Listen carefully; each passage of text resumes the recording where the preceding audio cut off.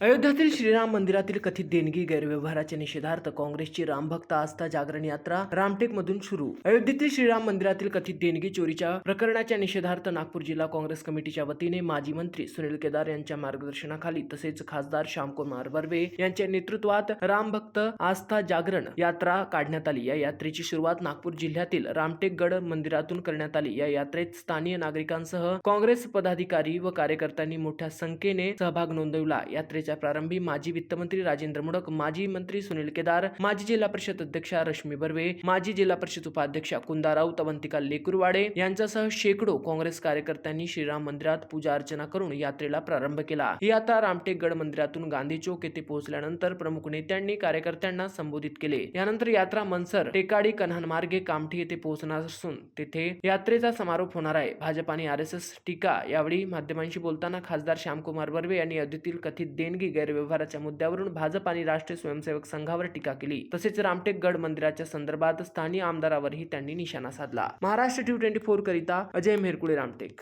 राम भक्त आस्था जागरण यात्रेमध्ये आज हजारो भाविक उपस्थित झालेले आहे। एक हाक आम्ही रामटेकच्या गड मंदिर करिता मारलेली होती, त्याबद्दल हजारो संख्येने इथं रामटेक लोकसभेमधून संपूर्ण नागपूर जिल्ह्यामधून आज इथं हजारो लोक उपस्थित झालेले आहे। त्याचे कारण ज्याप्रमाणे अयोध्येच्या राम मंदिर मध्ये जी लूट झालेली आहे, चोरी झालेली आहे, जो भ्रष्टाचार झालेला आहे, त्याबद्दल लोकांच्या मनामध्ये जे दुखलं आहे त्याचा एक प्रतिसाद म्हणून आज इथं लोक दिसत आहे।